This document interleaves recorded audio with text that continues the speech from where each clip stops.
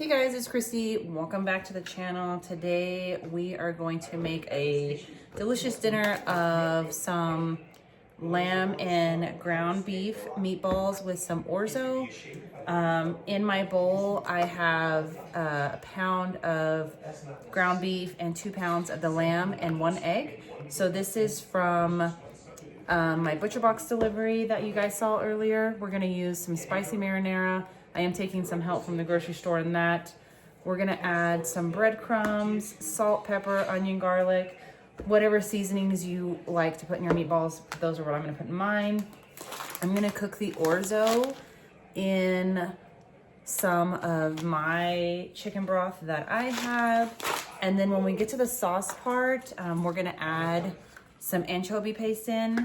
I just wanted to let you see this in the beginning, and then we're gonna get started by mixing everything into our hamburger and lamb mixture.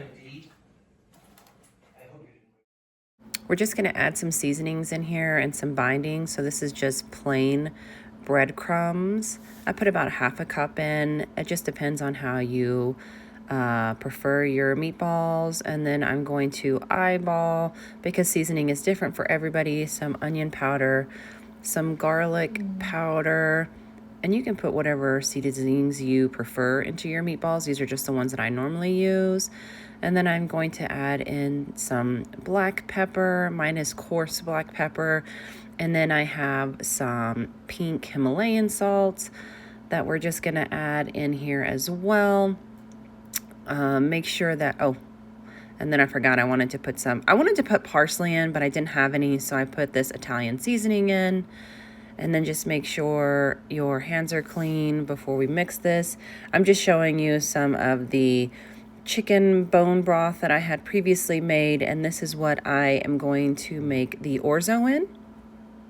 I always say clean hands are your best kitchen tools. I'm just taking my watch off so I don't get anything underneath it. And I am going to put my meatballs on this cookie sheet as I'm going.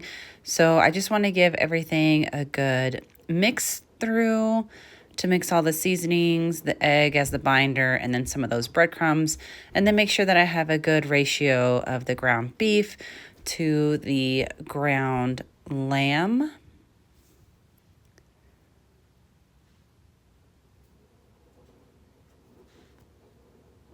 I'm just lining the cookie sheet. I decided it might be a good idea to have something on the bottom of the cookie sheet just to make it easier for cleanup. If you have like parchment paper, you could do that too. And then I'm taking my smaller ice cream scoop. I do believe this is the 1-inch one. And I'm just gonna go along here, and I'm not really shaping them right now. I'm just scooping it out onto the cookie sheet to see if I can get a rough estimate of how many of the little meatballs that I can get going here, and I try to keep them somewhat organized.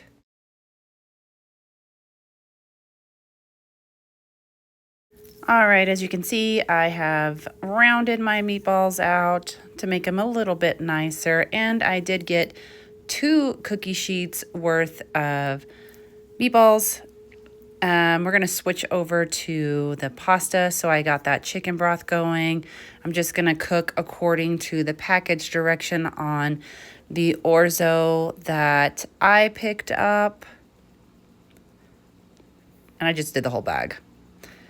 Now for the meatballs, I have them in the oven right now, getting a nice crust on them, but I am going to start the sauce. So like I said earlier, I'm just taking some help from the grocery store, and I have 2 cans of the spicy marinara. I feel like the spicier ones give a nice flavor added to the lamb and the ground beef meatballs. And I'm just gonna add a little bit of this anchovy paste. This is something new that I've started recently. I do think that it gives the sauce just a little extra depth of flavor. If you want to try it out sometime and let me know your opinion, that would be awesome. I didn't put very much in, just maybe a tablespoon of the anchovy paste in there. And then I do have my stove set on medium, and I'm going to marry the anchovy paste with the sauce so that I can get in there and make a good flavor for our dinner tonight. I'm just dumping the meatballs from the oven. They were in there for about 20 minutes. They're pretty small, so they got crispy real quick. So I'm just putting all of the meatballs into the sauce so that they can soak up a little bit of that loveliness from the sauce. As you can tell, I got tired of being elegant with it and just dumped them all in. And then we're just going to give it a little mix to get all the meatballs covered.